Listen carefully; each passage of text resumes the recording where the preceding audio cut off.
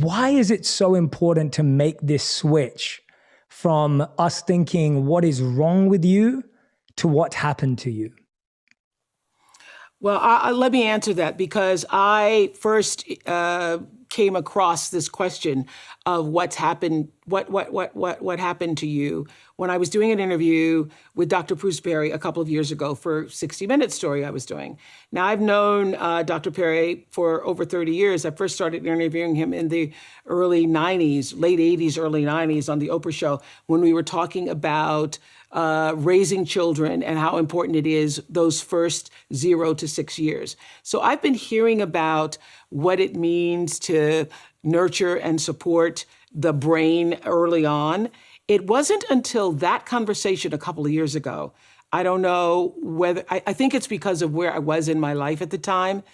I opened a school in South Africa. I've had these wonderful, brilliant girls who come from traumatic backgrounds grow up and have really serious mental health issues.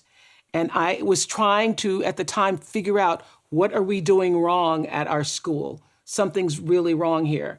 And in that interview with Dr. Perry, he said, you know, most people ask the question when kids are not behaving the way you want them to behave, of what's wrong with them. We really should be asking about what's happened to you. And something went, in my brain. It was like a major moment, like I got it in a way that I hadn't received it before. And I realized that it's not just for children that you ask that question, but it's really everybody.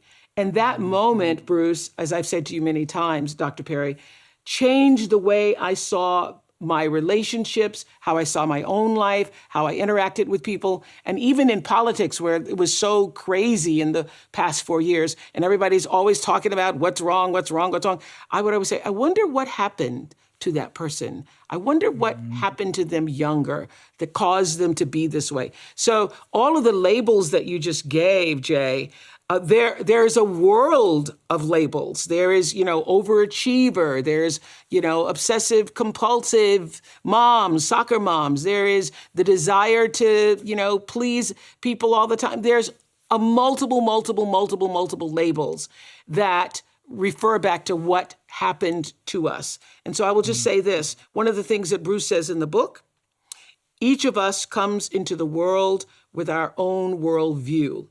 And that worldview is actually shaped from the crib.